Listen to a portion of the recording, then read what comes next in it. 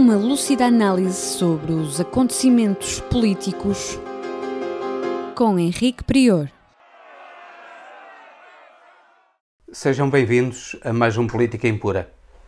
Como habitualmente, peço-lhes para colocarem gostos e partilharem este programa a fim de que ele atinja os seus objetivos de reflexão e debate. Falaremos hoje, em primeiro lugar, do racismo em Portugal. O racismo parece que é uma peste que está a alastrar pelo mundo e em Portugal não deixa de fazer moças essa peste. O racismo em Portugal normalmente é negado, nomeadamente pelas forças de direita, as racistas, as verdadeiramente racistas, e ultimamente ele, que era mais ou menos encoberto, manifestou-se de uma maneira ostensiva através de ameaças de grupos racistas a deputados, 3 deputados particularmente, nomeadamente à deputada Joacine Catar Moreira, e também, isso não foi tanto noticiado, a 12 intelectuais de esquerda, 12 professores universitários de esquerda. É algo de extremamente grave que isso aconteça, que passe de um racismo latente na sociedade, ou em algumas partes da sociedade, para ser um racismo manifestado e agressivo, com ameaças de morte, com intimações para que as pessoas negras, de cor negra, saiam de Portugal e vão para os respectivos países, o que manifestamente não só viola a Constituição, mas qualquer consciência bem formada. Infelizmente, as polícias estão a demorar a identificar esses indivíduos e, nomeadamente, o Chega, um partido manifestamente racista, que tem preconceitos contra os ciganos, tem preconceitos contra os negros, tem preconceitos contra minorias que entendem não pertencerem a aquilo que essa gente chama de raça pura portuguesa, quando é sabido que não há nenhuma raça pura portuguesa, que Portugal é uma mistura de raças, nomeadamente uma mistura de gente que veio do Norte da África no seu essencial. Outro aspecto que é uma manifestação de racismo é o considerar todas as pessoas negras, todas as pessoas de cor, como feias. Ora, isso não é verdade. Como é óbvio, há pessoas feias brancas e pessoas bonitas brancas, e pessoas feias negras e pessoas bonitas negras. É curioso que uma das figuras da cultura nazi, a Leni Riefenstahl, admirava profundamente a beleza negra e imortalizou a beleza negra nas suas belíssimas fotografias de mulheres e homens núbios e Masai. É portanto, um mito isso não só da inferioridade dos negros, que a realidade histórica tem demonstrado ser falsa, como da própria fealdade dos negros, que é também uma grosseira mentira. Era importante que estes mitos fossem claramente desmascarados na sociedade portuguesa, que essa gente fosse condenada, que as suas ações fossem condenadas criminalmente e com rapidez, para que os portugueses não as esqueçam. É certo que a maioria do povo português não se pode considerar racista, mas infelizmente há afloramentos racistas em muitos portugueses, em demasiados portugueses, e comportamentos destes e partidos como o Chega tendem a fazer alastrar esses comportamentos e essas mentalidades racistas. Esperamos que venha a ser posto cobro quer às ameaças, quer a qualquer tipo de comportamento racista, nomeadamente pelo Chega, sendo esses comportamentos condenados não só pela opinião pública, pelos média, mas também pelos próprios tribunais, na medida em que assumirem contornos criminais. Falamos também agora do Covid-19 que está a alastrar para a Europa. Pensava-se que a Europa estaria livre já do Covid-19, afinal de contas ele voltou e voltou com bastante força, quer na Espanha, quer na Bélgica, quer sobretudo na Alemanha, que se pensava estar a libertar-se do Covid-19 e afinal de contas houve uma nova vaga de Covid-19 na Alemanha que está a preocupar muito as autoridades alemãs. Por outro lado, as autoridades espanholas também impuseram a proibição de fumar em lugares públicos, mesmo em lugares públicos, e reforçaram a imposição do uso da máscara. Está-se a pensar em impor o uso da máscara mesmo em lugares públicos e é importante que isso seja posto em prática, porque a máscara é, sem dúvida nenhuma, uma proteção para o próprio e uma proteção para terceiros. A Europa é um continente fustigado pela Covid-19, apesar de tudo, tem, ao contrário dos Estados Unidos da América, tem conseguido limitar os danos do Covid-19, mas é importante, para bem da saúde dos europeus, para bem da economia europeia, que o Covid seja combatido e não só com as recomendações normais da Organização Mundial de Saúde, que infelizmente muitas vezes não tem a coragem de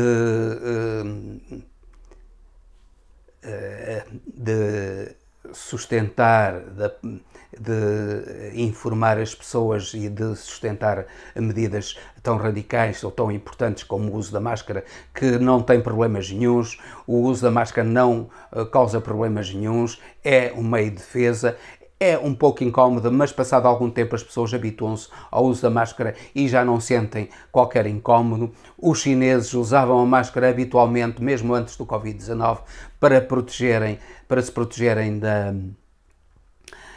da poluição e, portanto, a imposição da máscara é algo importante, sobretudo mesmo nos lugares públicos e nos lugares com aglomerações de várias pessoas, nomeadamente mais de 5 pessoas, 6 pessoas, seria obrigatório, deveria ser obrigatório o uso de máscaras. Finalmente, relativamente a esta questão do Covid-19, não podemos deixar de referir um certo distanciamento que a Europa está a ter quanto à vacina produzida pela Rússia. Existem dúvidas sobre a vacina produzida pela Rússia, se é eficaz, se é ou não um instrumento de propaganda russa, mas a Europa não se devia limitar a seguir os interesses dos Estados Unidos, comprar vacinas que no fundo são vacinas americanas, de empresas americanas, mas devia pensar antes de mais na saúde dos europeus.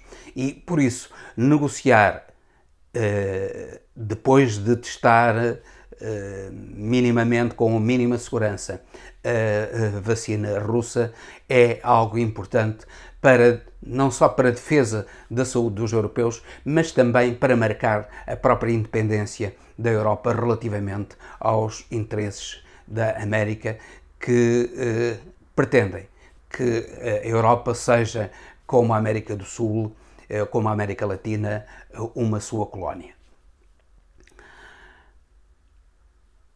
Falamos agora do Líbano e da explosão que destruiu uma grande parte de Beirute e que pôs a já caótica economia libanesa num caos absoluto. As origens dessa explosão são controvertidas, mas devem buscar-se essencialmente na pista israelita dos Estados Unidos e da Arábia Saudita. Reparemos que no mesmo dia em que essa explosão aconteceram explosões no Iraque e no Irão, e que Netanyahu, num tweet, mostrou que essas explosões eram um aviso para o Hezbollah para não se mostrar agressivo para com Israel. Um aviso também para que o governo libanês expulse o Hezbollah do território libanês. Claro que Trump também adiantou logo que os seus generais bem informados, segundo ele bem informados, diziam que aquilo foi uma ação militar e, portanto, essas duas opções conjugam-se, ou essas duas manifestações públicas conjugam-se para mostrar até que ponto Israel e os Estados Unidos estão implicados, e eventualmente a Arábia Saudita, porque a Arábia Saudita, que apoiou um ex-primeiro-ministro, Saad al-Hariri, que era um agente, no fundo, era um agente no Líbano da Arábia Saudita. Esse Saad al-Hariri foi expulso do poder por manifestações, por corrupção, fugiu do Líbano com uma boa parte do tesouro libanês, da riqueza libanesa, levada por ele e por os seus sequazes mais próximos. E esse al-Hariri deixou no porto de Beirute os seus elementos dos serviços secretos sauditas e da máfia saudita. Portanto, tudo isso se conjugou, no fundo, para aquela explosão que destruiu o Líbano. Claro que veio Macron logo a seguir dizer que apoiava o Líbano. Desde logo propôs, vejam-se, logo a seguir à explosão, propôs a compra do porto do Líbano ao primeiro-ministro libanês, que recusou imediatamente. Por outro lado, não nos devemos esquecer que a França também aceitou ser o ponta de lança de Israel e dos Estados Unidos na destruição da Líbia no tempo de Nicolas Sarkozy, e por instigação do agente israelita, o filósofo denominado Bernard-Henri Lévy, que foi Bernard-Henri Lévy quem, numa entrevista ao jornal português Expresso, confessou que foi ele quem convenceu Sarkozy a invadir a Líbia e a destruir a Líbia, que neste momento é um país completamente destroçado, num sofrimento enorme, todo ele causado por Israel e por Bernard-Henri Lévy através da França. Claro que agora há uma oportunidade enorme para aqueles que veem ali os negócios possíveis. Há os banqueiros, o Fundo Monetário Internacional, que se dispuseram a financiar a reconstrução do Líbano, vendo aí uma oportunidade de lucros. Há também a possibilidade do imobiliário, do tráfico de armas, do tráfico de droga, investirem aí na reconstrução do Líbano rios de dinheiro que, no fundo, servem para lavar dinheiro sujo. É assim que funciona o mundo e é importante que estes factos sejam conhecidos para que as pessoas reflitam sobre a crueldade em que ainda vivemos no século XXI. Repare-se que não estou aqui a defender os países árabes. Estou, no fundo, a defender os palestinianos que foram expulsos das suas casas, que foram expulsos das suas terras por Israel, que foram repetidamente massacrados, nomeadamente através dos massacres de Shatila e Sabra, que estão aprisionados nos locais onde vivem, aqueles que ainda vivem em Gaza, nomeadamente, estão aprisionados nos locais onde vivem por Israel. Estou a defender os palestinianos desse sofrimento, sem deixar de reconhecer que o mundo árabe, os países árabes de um modo geral, são os mais corruptos, os mais ditatoriais que existem ao cimo da terra. Eles dizem-se tementes a Deus, mas o Deus deles é a corrupção, é o dinheiro, é tudo aquilo que é de mais baixo na humanidade. Enquanto Israel é um país expansionista, é um país segregacionista, é um país com tendências para o imperialismo, mas que, apesar de tudo, tem dentro de si instituições democráticas que permitem que, por exemplo, o primeiro-ministro de Israel esteja a ser julgado por corrupção, o que não sucede nos países ocidentais, inclusivamente, porque um primeiro-ministro nos países ocidentais, nomeadamente, não pode ser julgado por corrupção enquanto governa e só com a autorização de uma maioria qualificada do Parlamento é que pode ser julgado por corrupção. Portanto, há aqui questões que convém assinalar, virtudes de Israel que convém assinalar, mas não deixemos de assinalar também os seus defeitos e defender a causa palestiniana, que é uma causa justa de sofrimento que dura há demasiado tempo. Posto isto, falamos agora dos Estados Unidos e de Trump.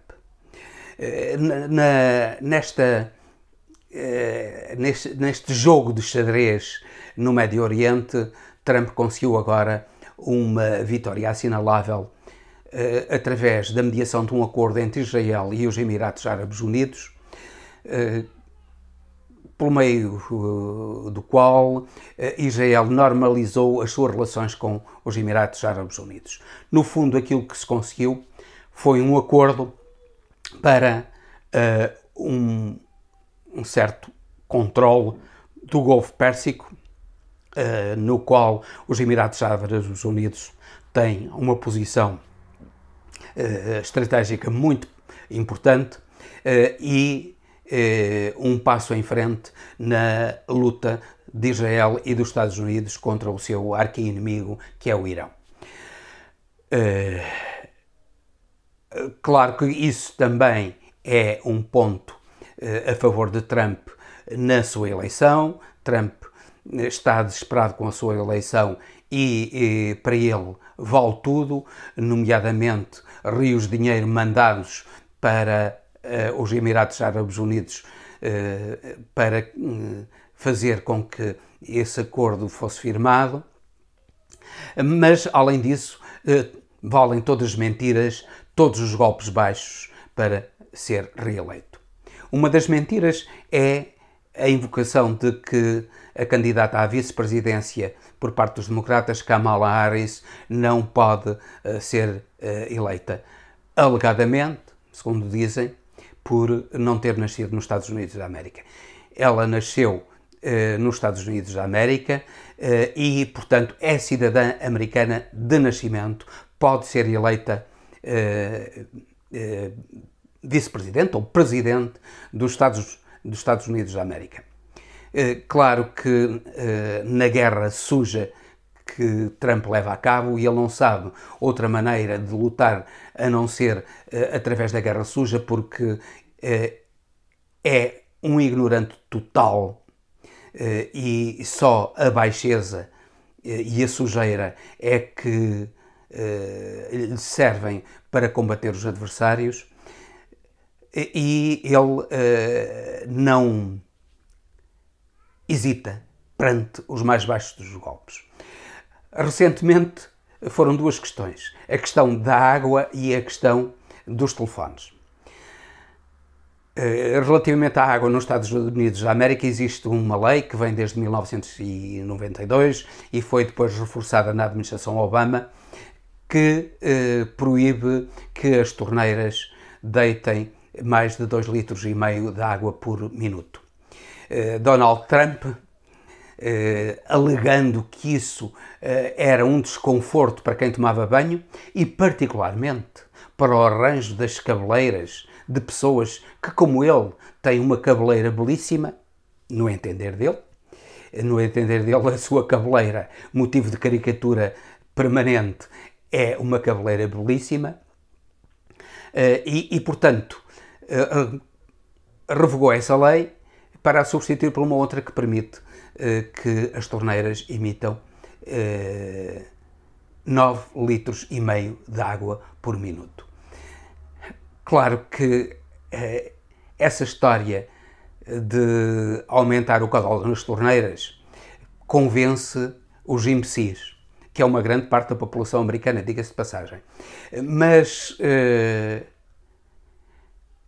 na realidade, tem por pano de fundo o seguinte: é que o negócio da água nos Estados Unidos é um negócio privado. E, aumentando os caudais, aumenta o consumo de água. Aumentando o consumo de água, aumentam as receitas das empresas que distribuem a água. Aumentando as receitas das empresas que distribuem a água, aumentam as possibilidades de Trump, na sua campanha, ser financiado por essas empresas. É isto que está por detrás desta medida de Trump. É assim que funciona esse indivíduo abjeto que é Trump. Por outro lado, também numa medida verdadeiramente abjeta, para assegurar também, por outro modo, a sua reeleição, ele retirou o financiamento aos Correios americanos. Ele pensa que os democratas e Joe Biden serão beneficiados pelo voto por correspondência e, portanto, para evitar o voto por correspondência, ele diminui os fundos a atribuir aos Correios. É assim que funciona Donald Trump para manter a sua presidência a todo custo, mesmo através das medidas mais abjetas. E falando da abjeção, nós não podemos esquecer o Brasil. O Brasil está dominado por um poder abjeto, um poder que se mantém sobre, neste momento, quase 110 mil mortos por Covid-19, por um presidente ignorante e abjeto que negou o Covid-19 e que está afundado em corrupção, como demonstram as últimas informações sobre rachadinhas que ele e os seus filhos praticavam, sobre transferências de dinheiro para a sua esposa, para os filhos, através de rachadinhas, isto é, através de divisões de dinheiro indevidamente pagos, e de que a família Bolsonaro era beneficiária. Para além disso, Bolsonaro está neste momento assombrado, a imagem da família Bolsonaro está assombrada pela morte da avó da mulher de Bolsonaro, a avó de Michelle Bolsonaro, que morreu num estado de grande indigência e sem qualquer apoio, completamente abandonada. É curioso como os Bolsonaro e a clique que os apoia se dizem defensores da família, mas a família deles é a família que eles deixam no abandono e na miséria, são as famílias que eles entregam à morte por Covid-19. É esta a verdade sobre a família que Bolsonaro diz defender. E o que espanta é que Bolsonaro, apesar disso, tenha intenções de voto ainda elevadas, na casa dos 35%, como revelou uma recente sondagem da Datafolha. Isso demonstra apenas que o problema do Brasil com Bolsonaro é mais uma questão de fé. Uma fé sustentada pelas igrejas evangélicas e neopentecostais, pela irracionalidade, pela mentira, pela fraude generalizada que praticam essas igrejas. Enquanto o poder dessas igrejas não for combatido a sério, o poder de Bolsonaro não irá diminuir. Esperamos que aqueles que defendem a liberdade, a justiça e a fraternidade se unam no Brasil para combaterem essa infâmia que é o poder de Bolsonaro e das igrejas evangélicas e neopentecostais suas apoiantes. E com isto termino, despedindo-me com amizade até ao próximo Política Impura, pedindo que coloquem gostos, que partilhem este programa na radiotransforma.net, no YouTube, no Facebook e nas demais redes sociais.